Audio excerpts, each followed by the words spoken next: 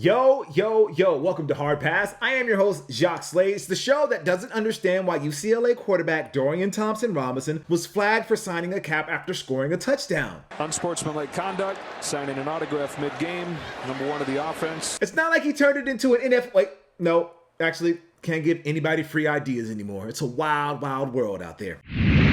Let's start with some hot takes. Complex Sneakers is reporting that Nike has sent out emails to certain retail partners about canceling future orders due to supply chain issues brought about by the pandemic. Now, according to friend of the program, Brendan Dunn, that means whichever store this is, they are not getting Nikes for the holiday 21, spring 22, and summer 22 seasons. We'll have more on this in a future episode, but man, that news is no bueno for the smaller chains, and our hearts go out to them because they are such an important part of this little sneaker culture that we've carved out in the world. Shout out to this kid who had the guts to post a video of something that I think we've all done at one point in our lives. I personally never did it with sneakers, and I definitely didn't take a picture or video doing it because I don't need the clout chase, but I absolutely did it with some dress shoes, thinking that it might take some of the dust off. Puma making moves once more with the announcement of their first ever female basketball gear collection. Designed by Puma creative director June Ambrose, it will be headlined by stars like Skylar Diggins-Smith and Breanna Stewart. Very cool and long overdue. Now, if someone can tell June to do something about whatever this is that Kyle Kuzma is doing, I think we'll all be set. For a video with BR Kicks, Donovan Mitchell logged on to NBA 2K to check out fans and show love to the kids who rock with him in his signature Adidas Don. I love this one part of the video where Mitchell refers to his issue ones as ones and retros. I'm gonna go ahead and obviously pick my shoe. We got the ones, the retros is what I call them. Who's that? Time moves so fast now that shoes that came out in 2018 and 19 are now retros? I thought I had an existential dread last week when the Xbox turned 20. Speaking of the Xbox, Microsoft created a cool little virtual world that you can check out right now that goes through the history of the brand and the games that you have played on their consoles throughout the years.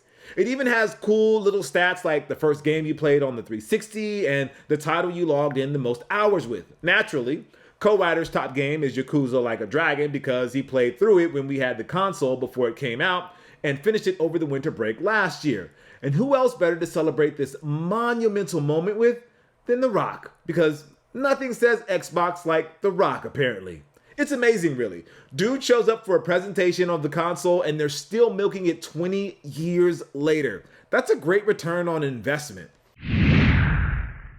So, for the past several weeks, Boston Celtics center Enes Canter has called out the NBA, Nike, Jordan Brand, LeBron James, and Michael Jordan over their stance or a perceived lack of one on human rights issues in China and, in the case of MJ, America. Canter has been very vocal on social media and on cable news, posting pictures of custom sneakers he has worn in NBA games that call out the league and its partners for allegedly prioritizing profits over people. In one instance, Canter was wearing an Air Jordan 11 Low with what was hopefully fake blood splatters and the message "made with slave labor" and "hypocrite Nike." In another game, Canter wore an Air Jordan 13 with anti-communist imagery and the words "Free Uyghur," which is in reference to the abuses that have been committed by the Chinese government towards Muslim Uyghurs and other ethnic minorities that have been categorized as genocide. Now, most famously, Canter tweeted a picture of sneakers he would wear when the Celtics played the Lakers, calling out Nike for their use of Uyghur labor for their products and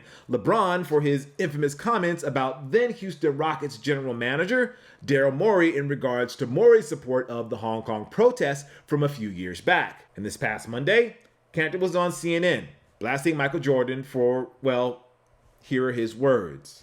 "Not many people are talking about Michael Jordan. Michael Jordan hasn't done nothing for the black community in America besides just, giving them money. I feel like we need to call out these athletes. But Michael Jordan has not done anything for the black community because he cares too much about his shoe sales all over the world and America. And I feel like we need to call out these athletes and not be scared about who they are." Again, I would like to reiterate that those are the words of Enes Canter, Boston Celtics center, about Michael Jordan.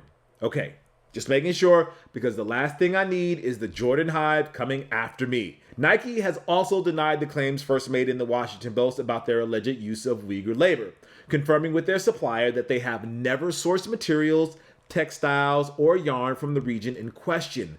Believe that statement or not, at your own will. Anyways, there's a lot of ground to cover here. Canter is not somebody who we would normally talk about here on Hard Pass. Even when he was speaking out against the government in his home country of Turkey, it was something that we respected from afar because it appeared to be a really tough situation. But it was something that we couldn't grasp because our bandwidth was full of things happening here at home. So here's our attempt at a refresher, knowing it lacks the nuance and viewpoints of people who are personally affected by this. Canter has basically been persona non grata in Turkey for the past several years because of his frequent criticism of then Prime Minister and now President Recep Tayyip Erdogan. In July 2016, Canter was by the side of Turkish Muslim cleric and one-time Erdogan close ally Fethullah Gulen as a coup attempt took place. Gulen at the time denied involvement in the coup attempt, but Erdogan believes otherwise. As a result of Canter's stance, he has been cut off from his family, alleging that Erdogan has forced them to denounce their son. Canter's isolation is so deep that he fears that if he were to return to Turkey, he would be killed. He also claims that other NBA players from Turkey refuse to talk to him either out of fear of their own families who are still in the country or because they do not agree with his position.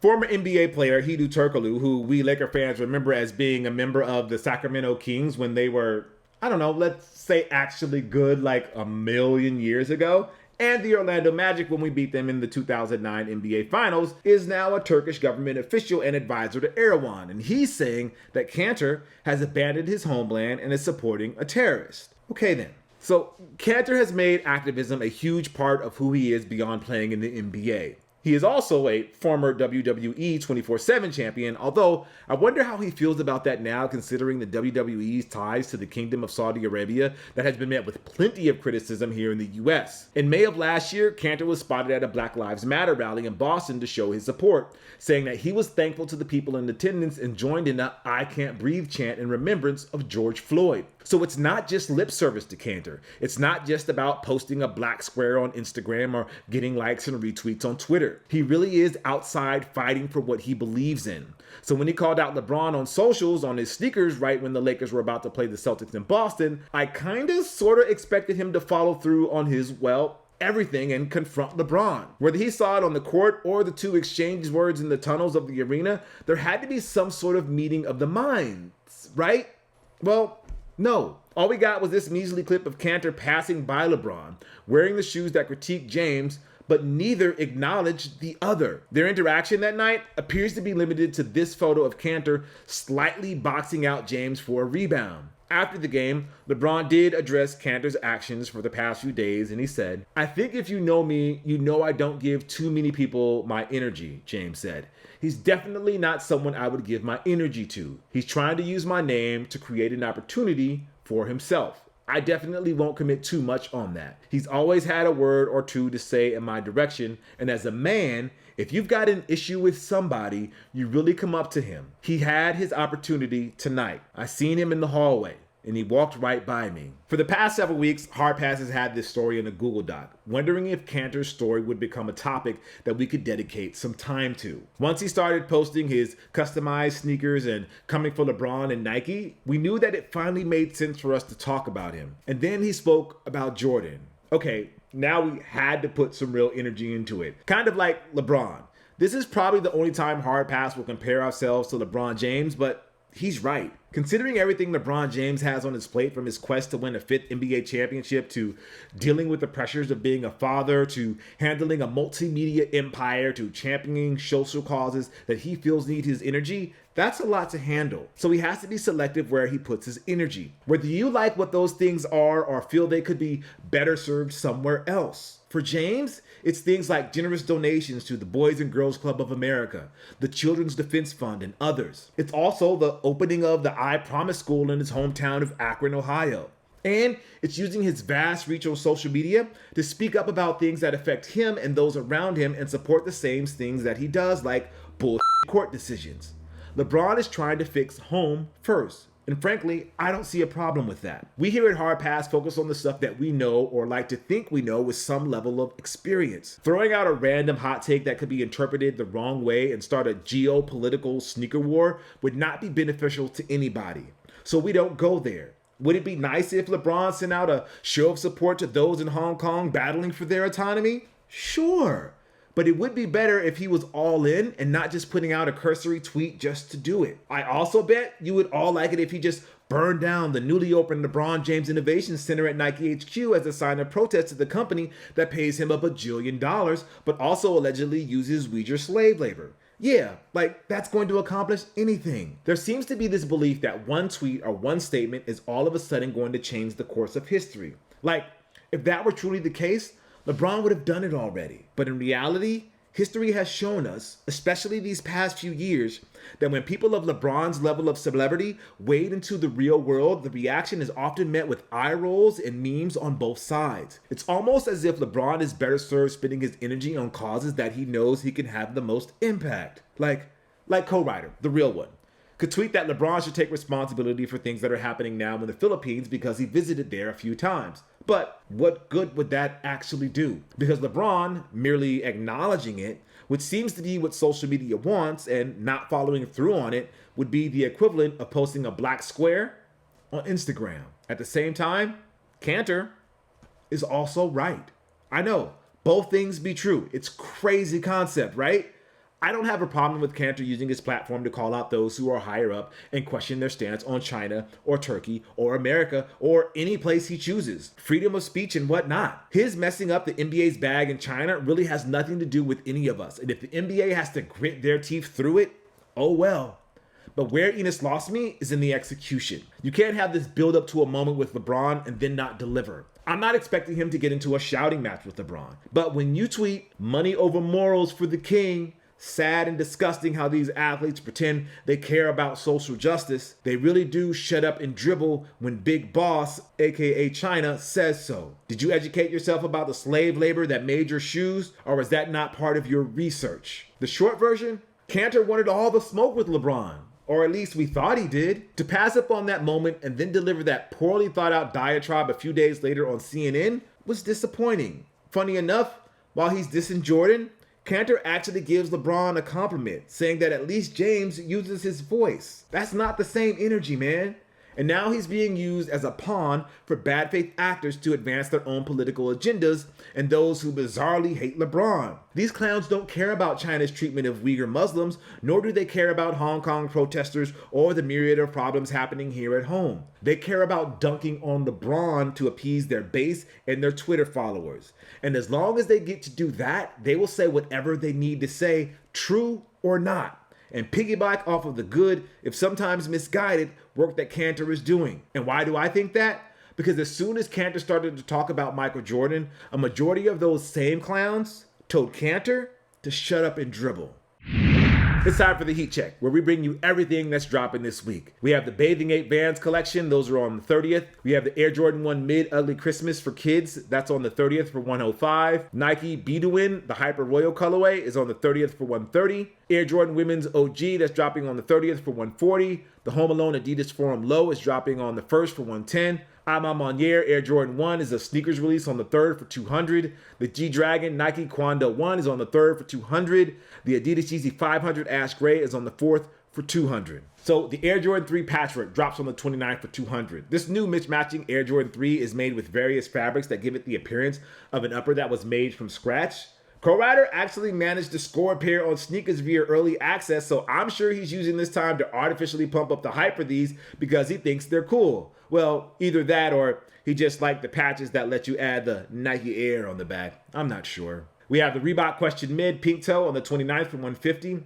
We've seen the Question go pink a few years back, but this time around we've got a lighter one with suede materials. It's yet another classic look for a classic sneaker that I wish got more attention because of how much it meant to Allen Iverson and the culture back in the days. The women's Nike Air Force 1 Swarovski, triple black and triple white on the 2nd for $450 each. This runaway winner for a sneaker most likely to be on thirst traps on Instagram comes with Swarovski crystals and a removable shroud that you can take out with the screwdriver that is part of the package. The modular nature of the shroud and the other pieces make this a pair that you can customize to your heart's content. So expect multiple posts in the coming months. It's gonna be super exciting. Adidas Yeezy Quantum Amber Tint on the 3rd for $250. According to Safety Glasses USA, yellow or amber tints are helpful in low light conditions because they make an environment appear brighter.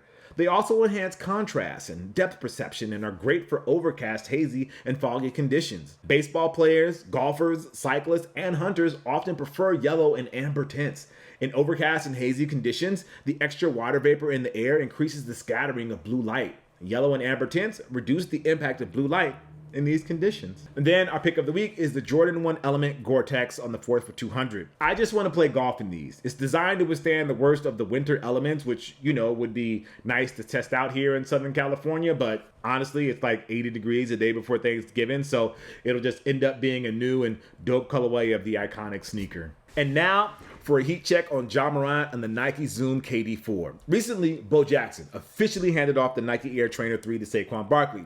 It was a big deal to the older heads of the sneaker world because it's not every day you hear from the OGs, and it's definitely not every day you hear an OG pass down something as cool as a signature shoe. It's the equivalent of Stone Cold Steve Austin bequeathing the Stone Cold Stunner to Kevin Owens after Owens started using the move. Like, we'll always equate the Stunner with Stone Cold, but it's nice to see the finisher get a second life with a guy who clearly respects those who came before him. So I got to thinking, why not let Ja Morant be the signature athlete of a potential Nike Zoom KD4 Protro? Man, rest in peace, but somewhere up there, Kobe Bryant is laughing his ass off because we've just accepted Protros as part of the sneaker nomenclature after we all got our jokes off when we first heard it. Anyways, Ja Morant has been one of the brightest spots of the still young NBA season, averaging career high stats and breaking out with highlights on a pretty much nightly basis. And he's been doing it in a number of signature Nike sneakers, from the Kyrie 4 Low to the Kobe 6 to the KD 4. While the Kyrie 4 Low was a current shoe and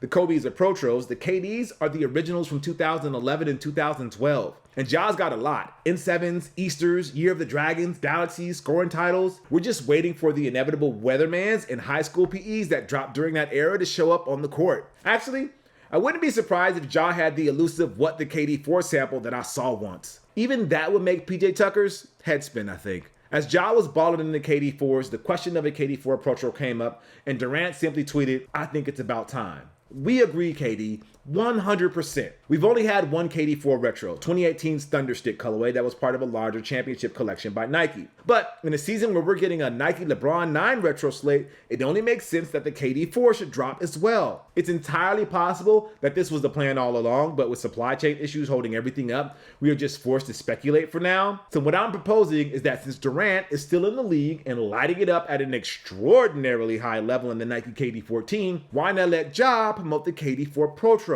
Ja will be wearing the reissues that would release in stores, but he would also get his own colorways that would get retail drops along with exclusives made just for him. Ever the businessman, I don't think KD would mind letting someone like Ja shine in his sneakers. He still gets the latest in his own line, and he will be putting together the building blocks for, let's say, a hypothetical KD brand, making Ja his proxy in the same way that DeMar DeRozan and Kevin Booker are for Kobe. Although, if this latest commercial was any indication of what Nike thinks of Ja, whatever partnership that might take place between Durant and Morant would be short-lived. People are saying you can't keep this up.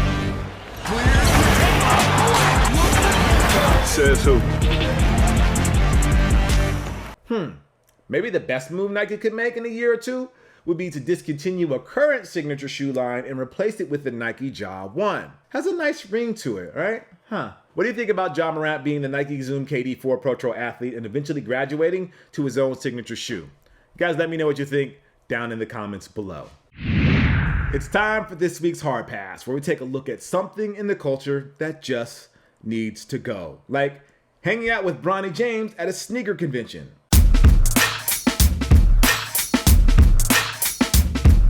I can't imagine what it must be like to be that kid who has to act like he's impressed with every sneaker that gets pulled up next to him. Like, his dad is on the short list of people who can get any pair made at any time, except Kobe's over at Nike. Bronny probably has a pair of those What the KD4s we mentioned earlier. And if he makes it to the NBA, whew, nobody is safe. This week's hard pass goes to another Nike athlete who was on that short list of athletes who can get any pair made at any time. Tiger Woods. Actually, it's not so much a hard pass as much as it is a hope and a prayer. This past week, Tiger posted a short video of him back on the range getting some shots in. Earlier this year, Woods was in a single car accident that left him with multiple leg injuries. Obviously, he missed practically the entire 2021 PGA Tour season, and there is no timetable as of yet when he will return or if he can even return. That's the last thing on our minds though, because just seeing Tiger upright and swinging is really a good thing. He'll return on his own terms, and if he can't, that's okay too.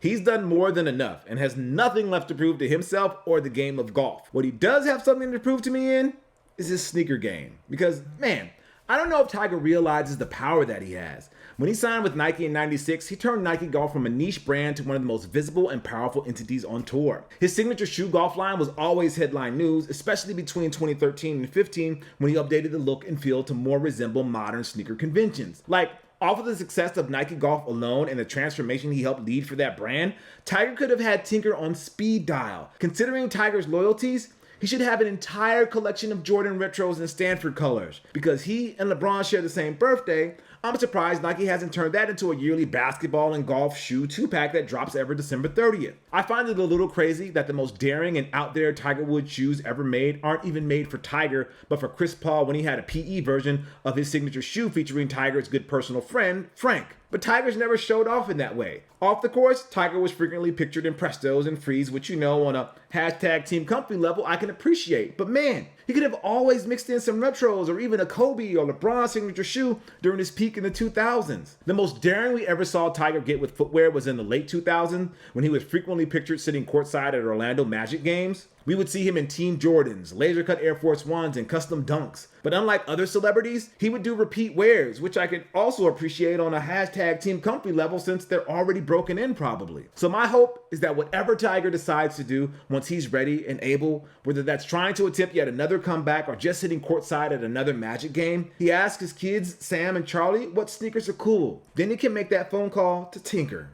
All right. That's going to do it for the show today. I want to say thank you to you guys for watching Hard Pass. I am Jacques Slade. I'll see you next week, but not before I leave you with some words of advice from my guy, Matsuoko Shuzo. 諦めんなお前どうしてそこでやめるんだそこでもう少し頑張ってみろよ俺だってこのマイナス10度のところしじみが取れるって頑張ってんだよ絶対やってみろ必ず目標達成できるだからこそ Never give up! You heard the former tennis star turned motivational speaker turned fisherman. You got this. I'll see you next week. Peace.